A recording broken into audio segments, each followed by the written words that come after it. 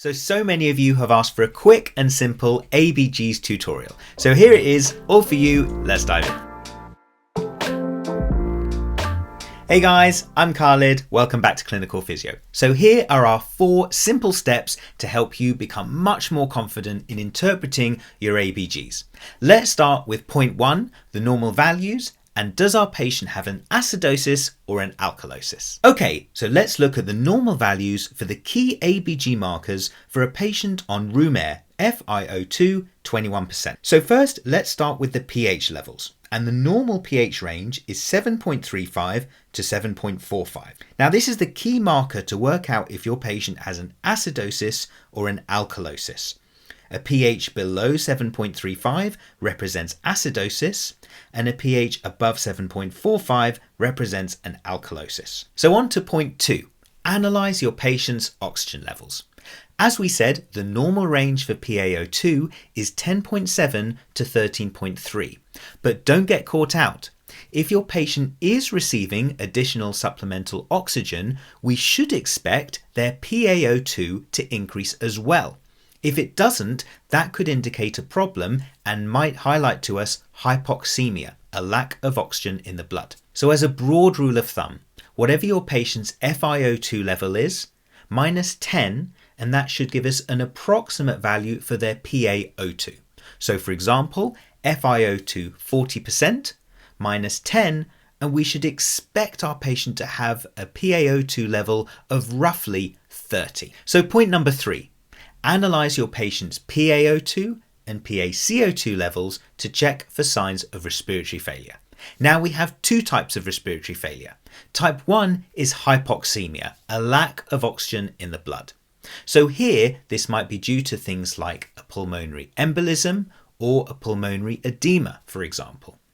And here on your patient's ABG, you would be looking for a PaO2 reading of less than 8 on room air. So on to type 2 respiratory failure. Now our body's normal ventilation system means that the lungs should be able to easily bring in oxygen and push out carbon dioxide.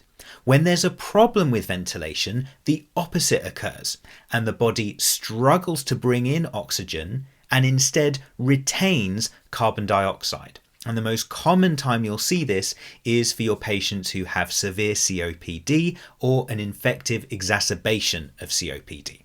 So as we said, type 2 respiratory failure, low oxygen levels, high carbon dioxide levels. So on the ABG, you might be looking for a PaO2 reading of less than 8 and a PaCO2 reading above 6.5. So point 4, is our patient's problem a respiratory issue or a metabolic issue? Well, we've said already that a pH below 7.35 represents an acidosis and a pH above 7.45 represents an alkalosis. But how do we know if it's a respiratory acidosis or a metabolic alkalosis, for example? Well, to establish if our patient has a respiratory issue, we would analyze the PaCO2 levels.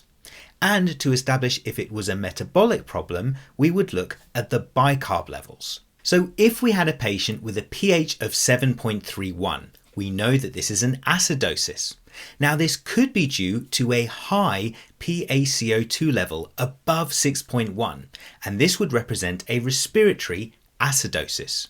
Or it could be due to a low bicarb level below 22 with a low or normal PaCO2 level, and that would represent a metabolic acidosis. Conversely, let's say if our patient had a pH of 7.48, we know that this is an alkalosis. Now this could be due to low PaCO2 levels below 4.5, and this would represent a respiratory alkalosis. Or it could be due to high bicarb levels above 26, and this would represent a metabolic alkalosis. So guys, that's our quick bite-sized ABGs tutorial.